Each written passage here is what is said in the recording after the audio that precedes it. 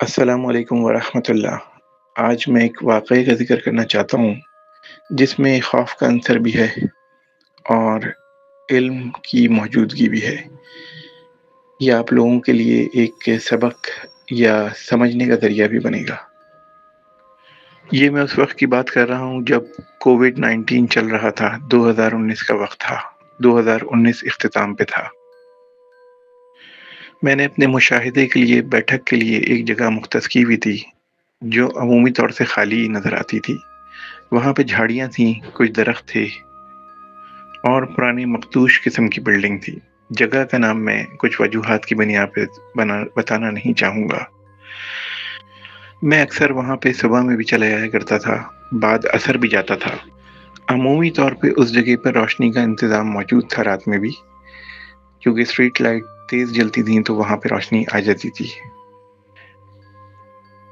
وہ جگہ ایسی تھی جس کے بارے میں لوگ مجھے یہ بات بتا چکے تھے کہ یہاں پہ انہوں نے کچھ غیر مرئی مخلوقات کو دیکھا ہے، لیکن چونکہ میں خود مشاہدہ کرتا ہوں، مشاہدے کے بعد کلام کرتا ہوں، یعنی ان سے بات کرتا ہوں، تو میرے لیے وہ جگہ دلچسپی کا باعث تھی۔ تقریباً 6-8 ماہ ایسے تھے کہ میں وہاں جاتا تھا، وہاں بیٹھتا تھا اور کوئی ایسا واقعہ رونما نہیں ہوا، نہ میری نظر میں آیا۔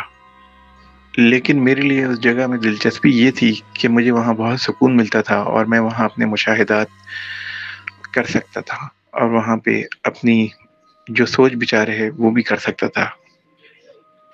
میں جو آپ کو واقعہ بتانا چاہتا ہوں وہ ہے رمضان المبارک کے مہینے کا۔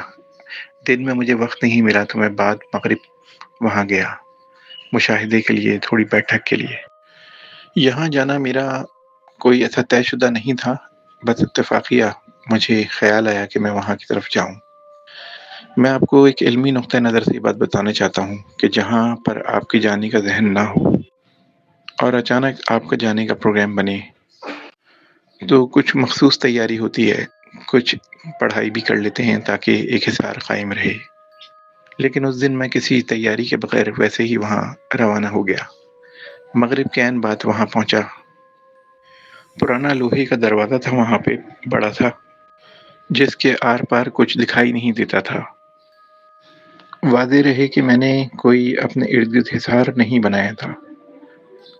میں دروازہ کھول کے جیسے ہی انٹر ہوا، اندر داخل ہوا، پہلا احساس جو مجھے وہاں پر ہوا، ایسا لگا کہ میں ایسی جگہ پہ آ گیا ہوں جہاں بہت خاموشی، بہت اندھیرا اور ویرانی کی کیفیت ہے۔ اندھیرے کا احساس بہت زیادہ تھا۔ 10 سے 15 قدم آگے بیری کا درخت تھا۔ مجھے ایسا احساس ہوا جیسے کسی نے اس درخت کو ہلا کے بیریاں گرائی ہوں، لیکن میں نے اس پہ کوئی خاص توجہ نہ دی اور آگے بڑھا۔ جیسا کہ میں نے بتایا، اندھیری کی کیفیت تھی اور میرے پاس کوئی ٹارچ کا بندوبست بھی نہیں تھا، روشنی کا بندوبست بھی نہیں تھا۔ مجھے عموماً ان چیزوں سے کوئی ڈر نہیں لگتا ہے، کیونکہ اکثر معاملات میں خود ان سے کلام کرتا ہوں، بات کرتا ہوں۔ تھوڑا سا آگے بڑھنے پہ مجھے ایک گاڑی یعنی کار کھڑی ہوئی نظر آئی، جو کہ ایک عجیب سی بات تھی۔ ایسی ویرانی سی جگہ پہ کار کی موجودگی کچھ عجیب سا تھا۔ وہ بھی ایسے دکھنے میں آئی جیسے بھی کسی چیز کو دھوئیں میں دیکھ رہا ہوں۔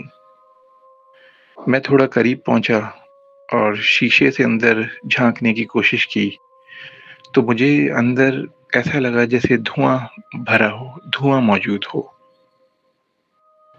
اندر گاڑی میں کسی چیز کے ہلنے کی یا اس کو کوئی ہلا رہا تھا اس کی آواز آ رہی تھی کچھ وقت میں۔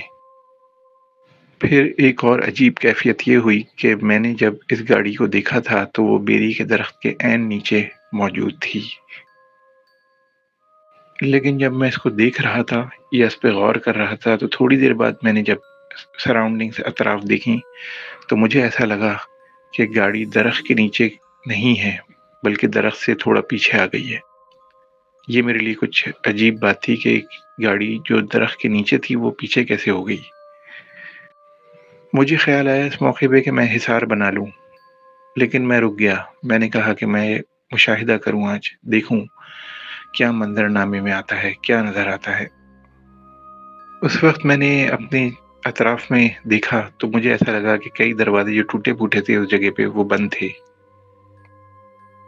لیکن ان میں سے ایک جگہ پر موم بتی جیسی کوئی روشنی مجھے محسوس ہوئی۔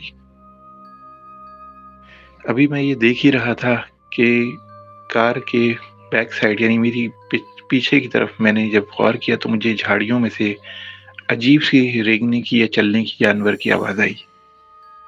میں نے اس اندھیرے میں یہ مشاہدہ کیا کہ کوئی بلی ساخت کی کوئی جانور ہے، لیکن وہ جیسے جیسے آگے بڑھتا جا رہا تھا اس کا سائز، اس کا قد، اس کی جسامت بڑھتی جا رہی تھی۔